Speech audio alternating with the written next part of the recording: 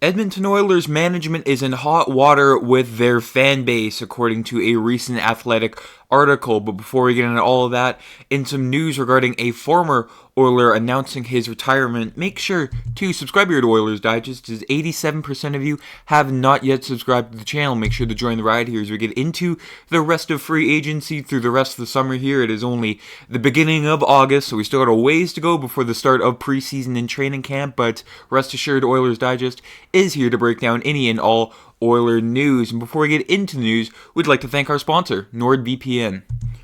When it comes to the future of the Edmonton Oilers defense, nothing is ever set in stone, but with our friends over at NordVPN, your internet's defense is guaranteed.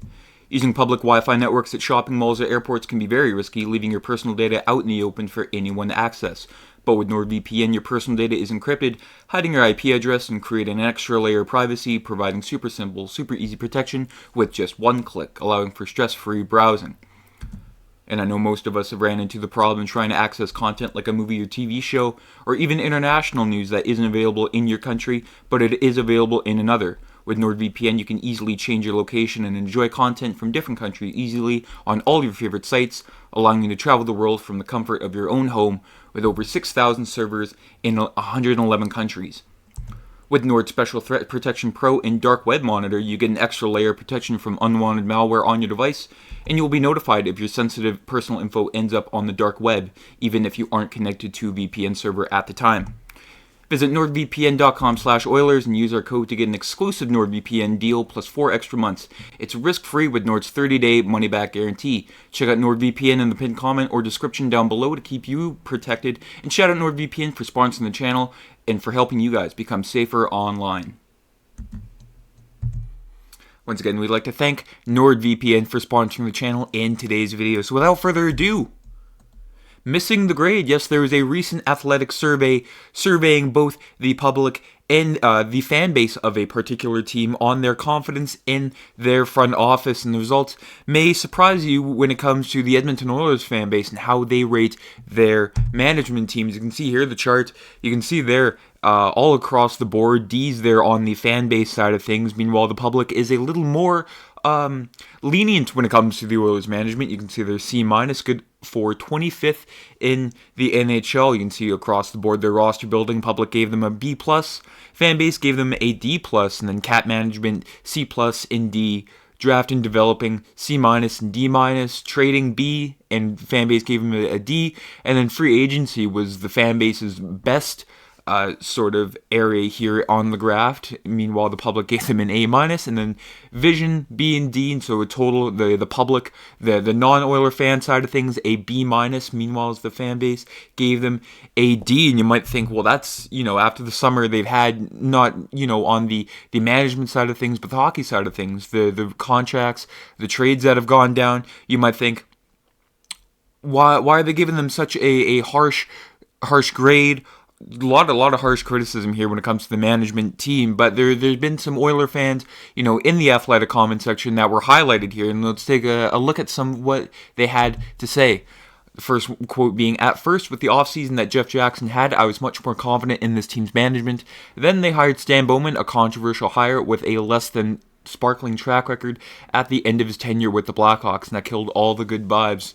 And then this one, a little more harsh when it comes to the Edmonton Oilers management, says, "After a great summer of moves, the hiring of Stan Bowman has undone all my faith in the Oilers front office. Some issues are bigger than hockey, and it's clear to me that this team no longer shares my values. I'm done with watching and cheering for the Oilers." And that kind of just speaks volumes about how, monumental of a move hiring Stan Bowman is, not just, for his more than poor track record with the Chicago Blackhawks, but on the goodwill side of things, like when you take hockey out of this, the human side of things, it's lost a lot of people, and you can see here in this chart. I'm sure if they did this survey before the Stan Bowman hiring, if it would be much different here. And then Dom from The Athletic, who sort of overlooked this entire survey, had this to say about the Oilers. He said Jeff Jackson was having a top-notch summer, one that the Oilers, looking like no doubt looking like no doubt Stanley Cup favorites for next season after coming so close in 2024, of course losing in Game 7 to the Florida Panthers.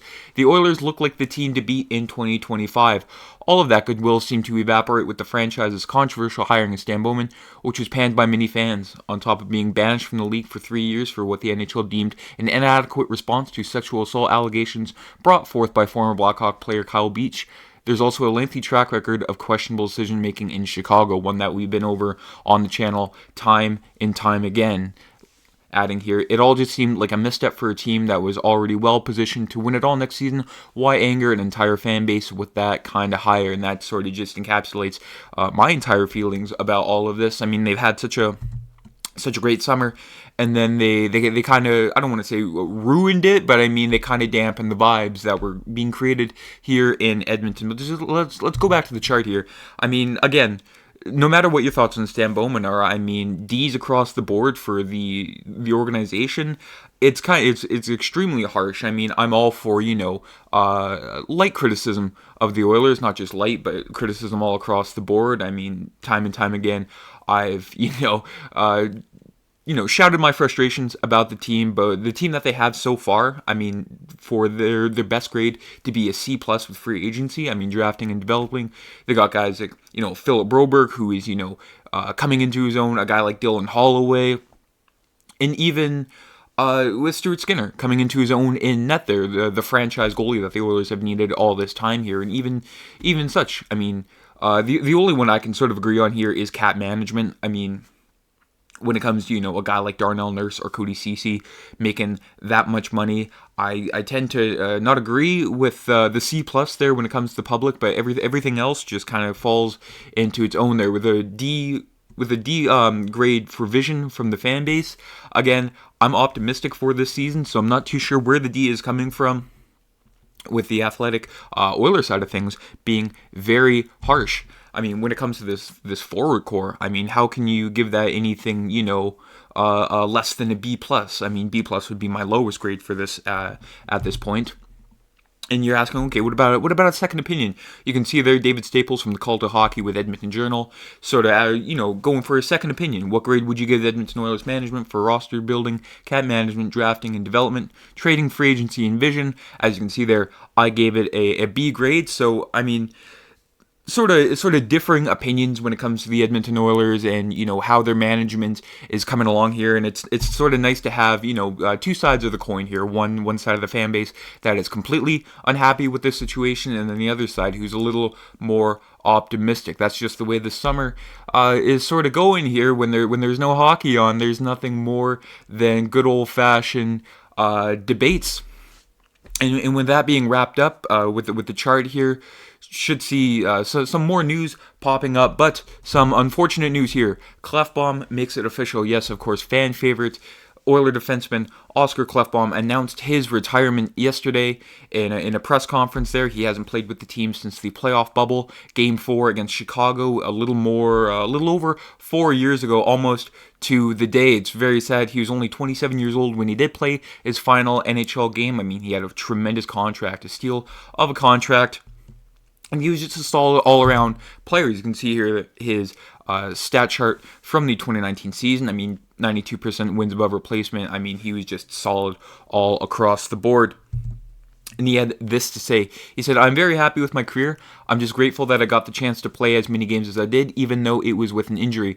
On one hand, I would be risking not being able to lift my children and enjoy life after hockey." Of course, he had arthritis in his shoulders, which kind of limited him near the end of his career with the Edmonton Oilers. Of course, in the bubble, he was, I don't believe he played all of the games. I do believe he might have missed Game 1. I could be wrong. But anyways, on the other hand, I almost want to risk everything because being on the ice is the most fun I know. I told the Oilers that I wanted to lay very low with what was going to happen and what this situation is from my side. It was also because it was so difficult to talk about. I wasn't quite ready to say I was done playing hockey, but now I can finally say it's over. And of course, this sad news all around. Of course, he's able to live his life pain-free for the most part, but again, it would be tremendous to see him on that Oilers blue line. Of course, the Oilers blue line of today.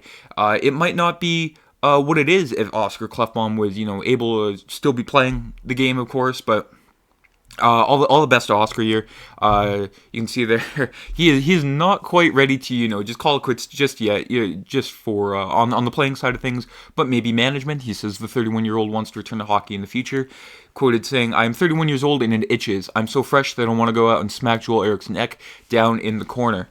I don't feel old, so I want to sit and share at home and enjoy a retired life." And it would be kind of exciting there. As you can see here, he made an appearance at the Oiler playoff game against the Dallas Stars. So he's been making frequent appearances in the community. Once an Oiler, always an Oiler. That is the quote around the organization. But it would be awesome to have him as maybe like a Swedish scout for the Oilers. Just have him back in any capacity would be tremendous. That's it for today's video. Let me know down in the comments what you think about the fan survey. What grade would you give the Oilers on a scale of A to F, A+? Are they doing tremendous? Are you on the same side as the Athletic Oiler comment section and fan base? And also let me know what your favorite Oscar Klefbom moment of all time is. I know there was the Game 5 goal against San Jose in the 2017 playoffs. He also scored the Oilers' first playoff goal in 11 years in Game 1. But let me know down in the comments your thoughts and feelings about the Oilers